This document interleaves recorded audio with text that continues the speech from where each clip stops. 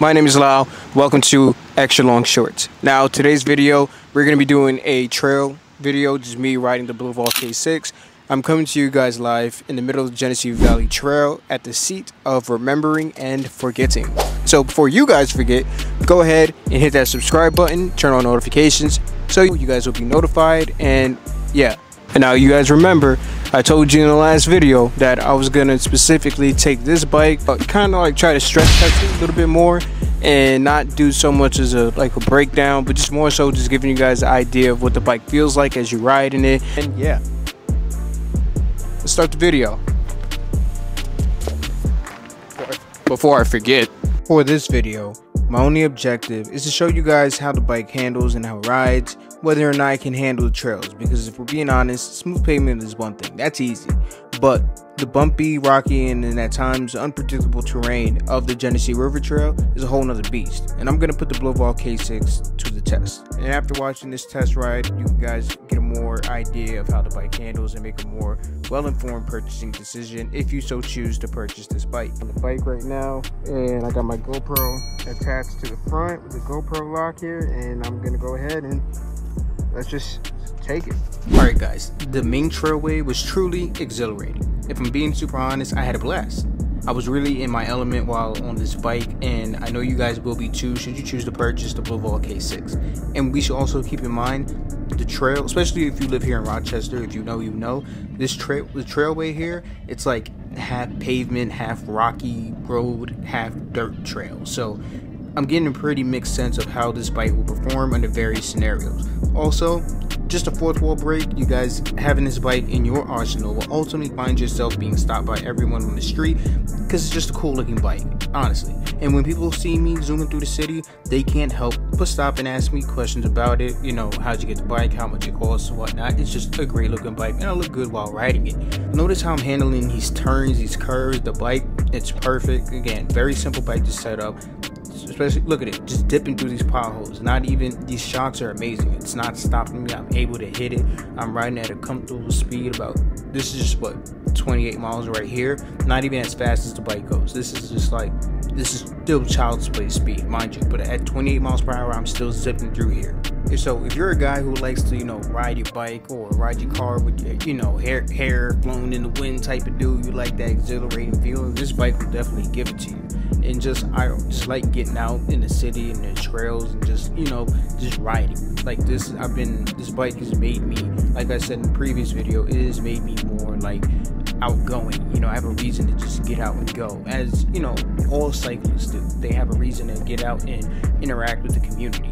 Short pause, the trail, it kind of like just these stairs block it off and it cuts off here. I gotta pretty much just turn around so that, you know, don't mind me turning around. Your eyes aren't fooling you. I had to turn around because deer go through there, and you're not allowed to truly, you know, ride freely as you want, as you are with the rest of the park. So yeah.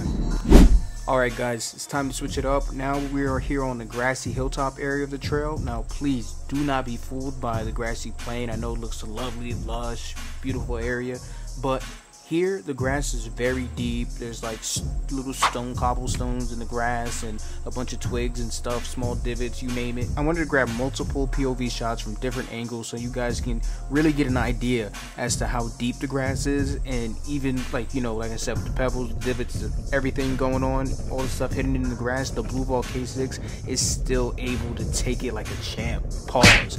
And as you see, like, you know, I'm shaking here while riding the bike. Also, shout out to my fiance. She was the one recording the main shots. I had the GoPro mounted on the bike like I told y'all, but she was in the background shooting the wide field shots of me, you know, going up and down the hill and whatnot. Stick with me, people. Trying out something new here.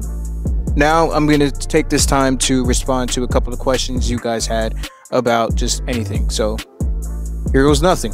Hey man, excellent video. I just had a quick question for you. I live in a hilly area and was wondering your experience on this bike on hills. Well, the Bluvall K6, the bike handles hills fairly well.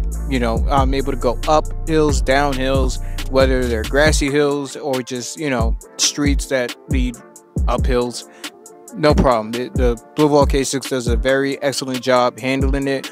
Although I will say that if you're riding with an extra passenger on your bike, that it does, you know, drain on the battery a little bit, because, you know, obviously that's how it works. It needs more torque to carry 2 people up that hill on a bike, and plus incline plays a part in that whole formula. But yeah, if it's just you going up a hill, you'll be able to eat that hill with confidence, no problem whatsoever. Mind you, this pertains to both the Bluvall K6 and the Mopcan V30.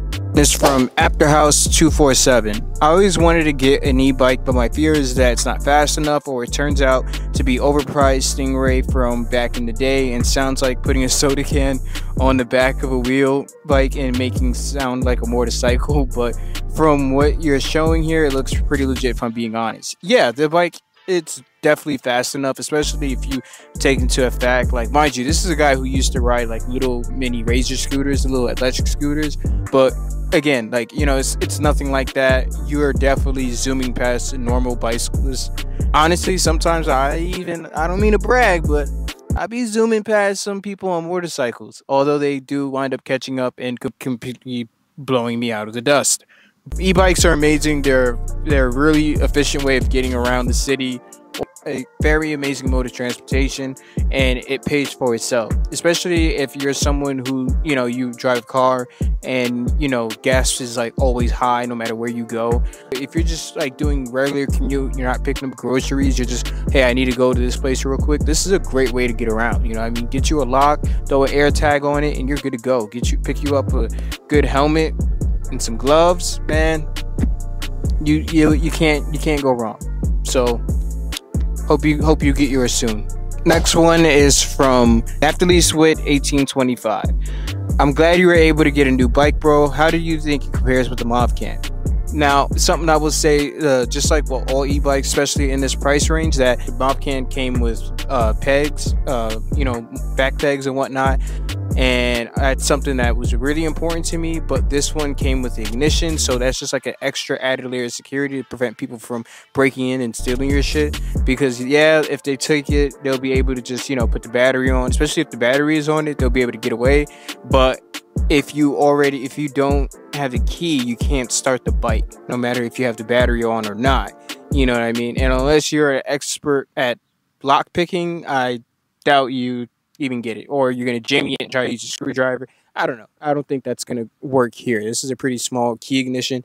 But yeah, and also just in general, number one, this bike is definitely faster than the Mopcan V30. The shocks are definitely way better than the Mopcan V30, and it definitely it's bulkier. It's you know, not bulkier in a bad way. Like the Mopcan has a nice sleek slim build to it that I liked, and it just looked amazing. Plus that brown leather seat, it was just a chef's kiss to it. The LED display on the front is way better than the LED display on this bike, but again, it's a give and take, you know, things I was willing to let go with and, you know, trade out for, like the pegs, the extra gear levels on this bike. By gear levels, I mean pedal assist, and also the shocks and the brakes. The brakes for one on this bike is super responsive.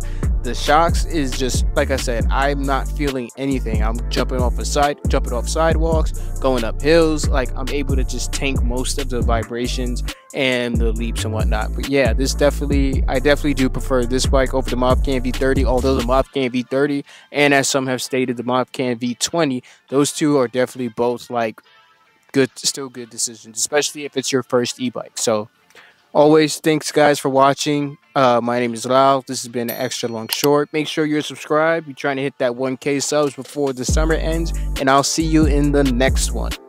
And remember, people, just do it.